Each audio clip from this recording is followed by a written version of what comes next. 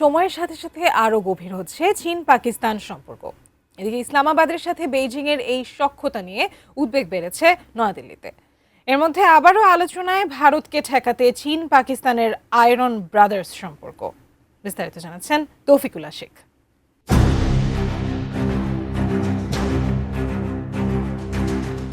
উপমহাদেশের ভূরাজনীতিতে সমাজতান্ত্রিক এবং ধর্মীয় দুই বিপরীত আদর্শের দেশ হওয়া সত্ত্বেও গত ৭.৫ দশক ধরে অটুট রয়েছে পাকিস্তানের সাথে চীনের বন্ধুত্ব।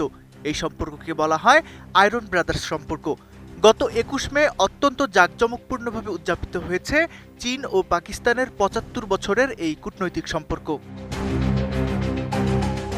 কাতার ভিত্তিক সংবাদ মাধ্যম আল জাজিরায় বিশিষ্ট বিশ্লেষক আবিদ হুসাইনের এক বিশেষ নিবন্ধে উঠে এসেছে এই দুই দেশের সম্পর্কের এমন কিছু হাড়হিম করা ঐতিহাসিক সত্য যা আজ দক্ষিণ এশিয়ার সামরিক ভারসাম্যকে পুরোপুরি পাল্টে দিয়েছে।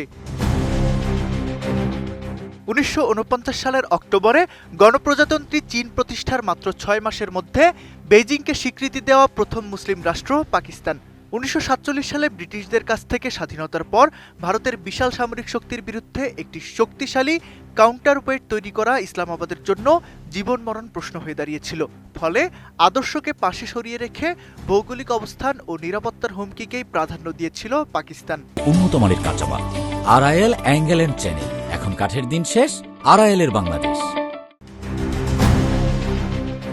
এই হিসেবের খাতা থেকেই ১৯৬৩ সালে হংকংয়ের আয়তনের চেয়ে প্রায় ৫ গুণ বড় কারাকোরাম পর্বতমালার অন্তর্গত প্রায় ৫,১৮০ বর্গ কিলোমিটার এলাকা শাক্সগাম উপত্যকা সীমান্ত চীনের হাতে তুলে দেয় ইসলামাবাদ।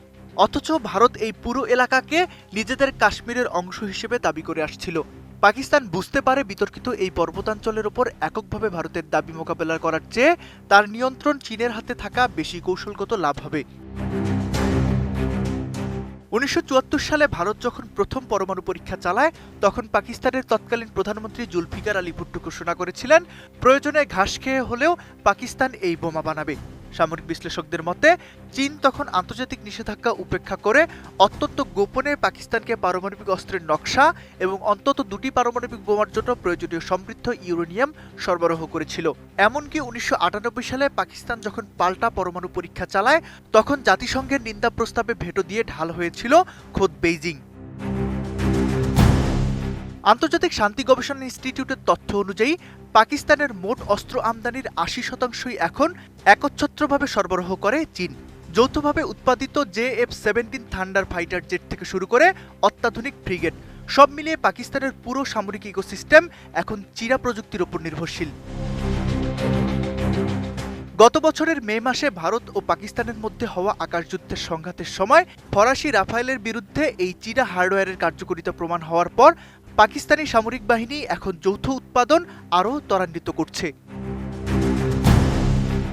এদিকে চলতি বছর পাকিস্তান চীনের অভ্যন্তরীণ পুঁজিবাজারে $২৫০ মিলিয়ন প্রথম পান্ডা বন্ড ইস্যু করে তাদের আর্থিক ভাগ্যকে বেইজিংয়ের সাথে চিরতরে যুক্ত করেছে। Taufiqul Ashiq, ATN news.